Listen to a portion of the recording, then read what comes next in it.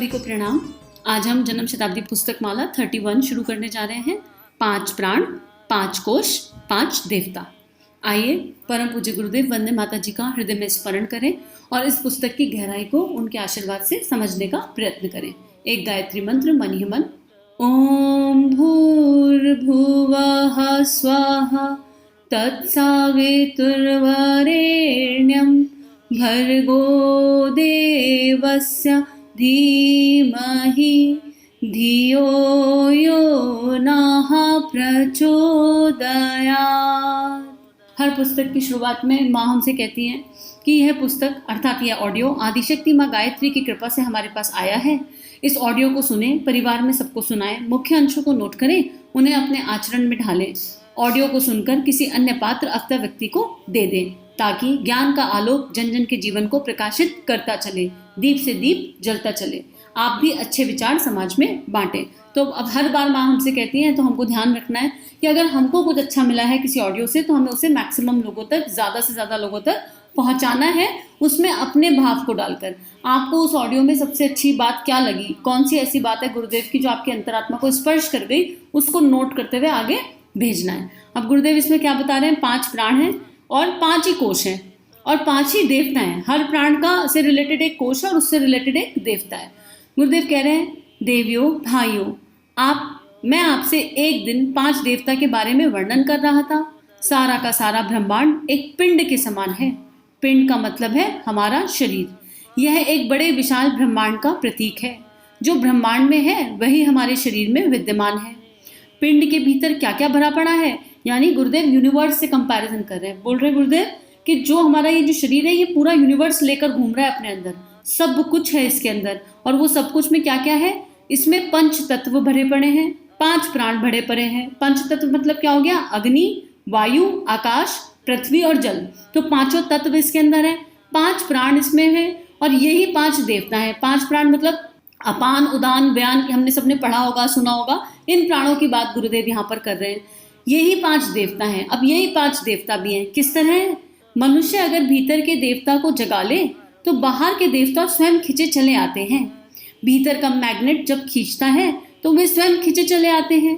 पेड़ों का मैग्नेट बादलों को खींचता है। जहां जहां घास पात पेड़ पौधे होते हैं वे बादलों को खींचते तथा बादल बरसाते हैं। जहां रेगिस्तान होता है वहां बादल आते तो हैं परंतु रेगिस्तान का मैग्नेट उन्हें खींच नहीं पाता और वे वापस चले जाते हैं। भीतर का देवता जगे तो बाहर के देवता हमारे पास स्वयं आ जाएंगे। भीतर का देवता मरा हुआ हो तो बाहर के देवता काम नहीं कर सकते। ये बात गुरुदेव कई बार बता चुके हैं अलग अलग तरीके से कि जैसे हमारे भाव होंगे, जैसे हमारे विचार होंगे, उसी तरह की चीज़ों को हम अट्रैक्ट करेंगे।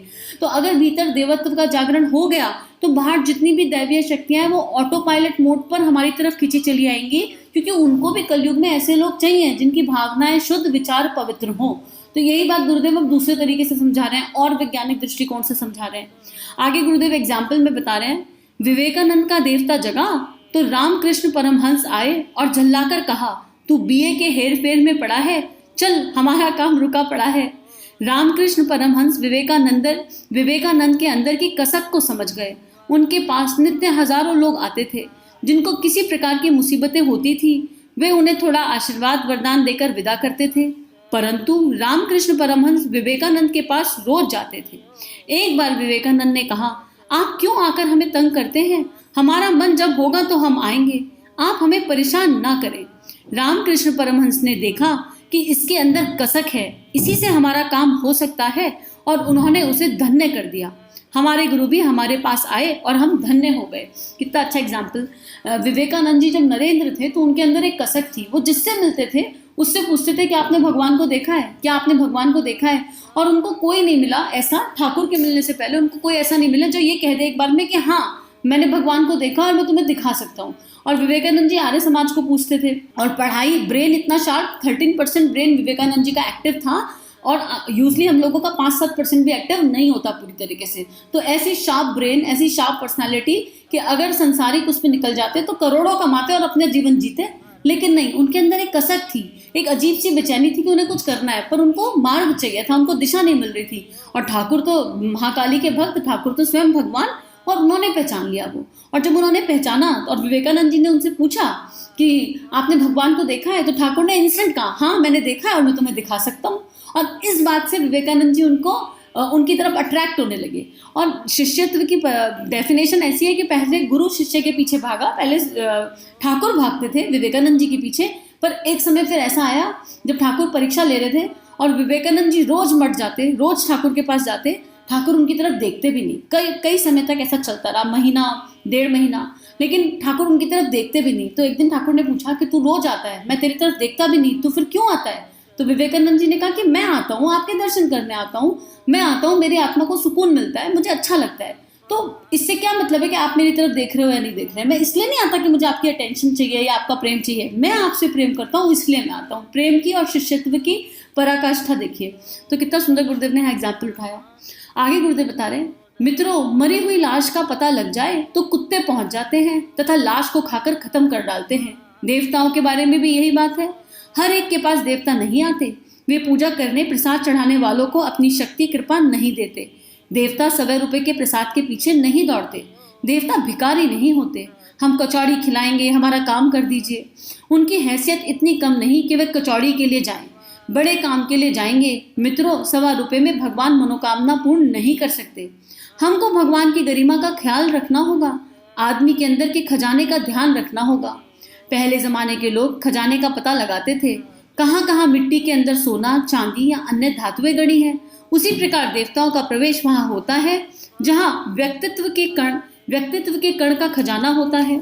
ऐसे आदमी पर महान आदमी, तपस्वी आदमी, महात्मा, ज्ञानी, देवात्मा की कृपा अनुदान बरसने लगते हैं। अब जैसे गुरुदेव ने एग्जाम्पल दिया था बादलों वाला कि पेड़ बादल खींच लेते हैं और फिर वहां वर्षा होने लगती है। ऐसे गुरुदेव कह रहे हैं कि जैसा आपका व्यक्तित्व होगा, जैसे आपके विचार होंगे, ऐसे लोग आसपास आप इकट्ठे कर लोगे। अगर मरी हुई लाश के आसपास भी तो कीट पकौड़े, चील कौवे आ ही जाते हैं, तो अगर हम जिंदा हो जाएं, हमारे भीतर का देवत्व जिंदा हो जाए, तो सारा अनुदान मिलने लगेगा। सारे महात्मा, ऋषिगण, सारे संत, सारी ऋषि सत्ताएं अपना आशीर्वाद देने लगेंगी और वो आप अनुभव के स्तर पर जियोगे भी। लेकिन अगर हमारा ही मन लॉलीपॉप टॉफी के लिए और रिश्वतखोरी पे लगाए, भगवान के साथ बिजनेस करने में लगाए, तो फिर कुछ प्राप्त नहीं होने वाला।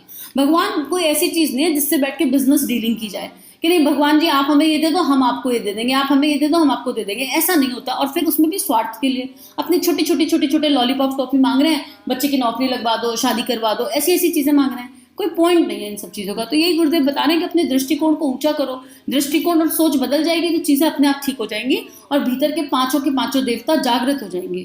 अध्यात्म जालसाजी, मोहल्ले फसाने वाल को फसाने, ग्रह को फसाने, देवी देवताओं को फसाने की विद्या का नाम नहीं है।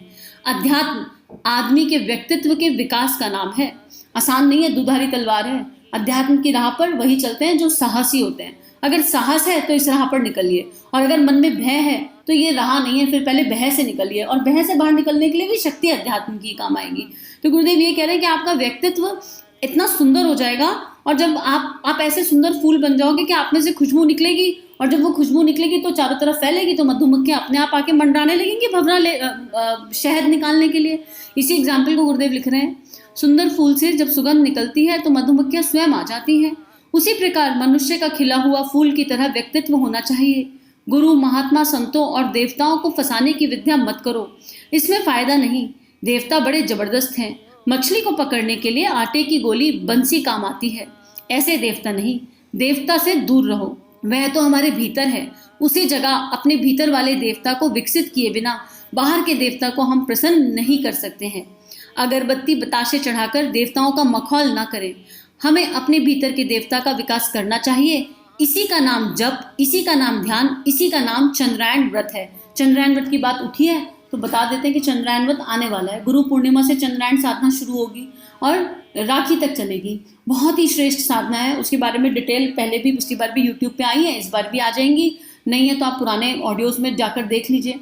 लेकिन बहुत श्रेष्ठ साधना है। पर साधना का मूल उद्देश्य क्या है? चंद्रायण साधना करें और वो भी लॉलीपॉप टॉफी के लिए, सिद्धियां पाने के लिए, आध्यात्मिक, मतलब कोई भी भाव नहीं होना चाहिए। बस समर्पण के भाव से कि हे परमात्मा आप हैं और हमको अपना परिष्कार करना है, इसलिए हम कर रहे हैं। इसके अलावा कोई थॉट नहीं होना चाहिए और कोई भाव नहीं होना चाहिए, और चंद्रायण साधना की जा सकती है। तो आगे गुरुदेव लिख रहे हैं कि देवताओं को कुछ चढ़ावा नहीं चाहिए, उनको बस ये चाहिए कि हम अपने अंदर की बुराई निकाल के उनके श्री चरणों में रख दें और बोल दें कि देखो ये हम में बुराई है, यहाँ हमको इनर ट्रांसफॉर्मेशन करने की ज़रूरत है, प्लीज़ हेल्प अस। हमारा इनर ट्रांसफॉर्मेशन करने के लिए जो आत्मबल चाहिए, जो संकल्प बल चाहिए, जो शक्ति चाहिए, वो हमें दे दीजिए। और फिर लगे रहें, कब तक? जब तक कि ट्रांसफॉर्मेशन हो ना जाए, जब तक कि अंदर से एक एक बुराई नष्ट हो ना जाए, जब तक कि एक एक श्रेष्ठ संस्कार का जागरण हो ना जाए, तब तक। टाइमलाइन कुछ नहीं है, करते चलिए, हर दिन बेहतर बढ़ते चलेंगे, हर दिन बेहतर बढ़ते चलेंगे। कभी ना कभी तो मंजिल तक पहुंच ही जाएंगे और कभी ना कभी तो भीतर के उस देवता से मुलाकात हो ही जाएगी, क्योंकि बाहर कहीं कुछ नहीं है, सारा यूनिवर्स मेरे अंदर है, तो इसका मतलब मेरा सद्गुरु भी मेरे भीतर ही है। आज के लिए इतना ही स्वाध्याय। बस एक ही प्रार्थना कि हम सभी के भीतर के सद्गुरु का जागरण हो, हम सभी के भीतर का देवत्व का जागरण हो, हम सभी के भीतर के पांचों देवता जागृत हो जाएं और हम गुरु इच्छा अनुसार अपने जीवन का एक एक क्षण व्यतीत करें। सभी को हमारे YouTube चैनल को सब्सक्राइब कीजिए और बेल आइकन पर क्लिक कीजिए ताकि आने वाली सभी वीडियो की नोटिफिकेशन आपको मिलती रहे। आप सभी को बहुत बहुत थैंक यू।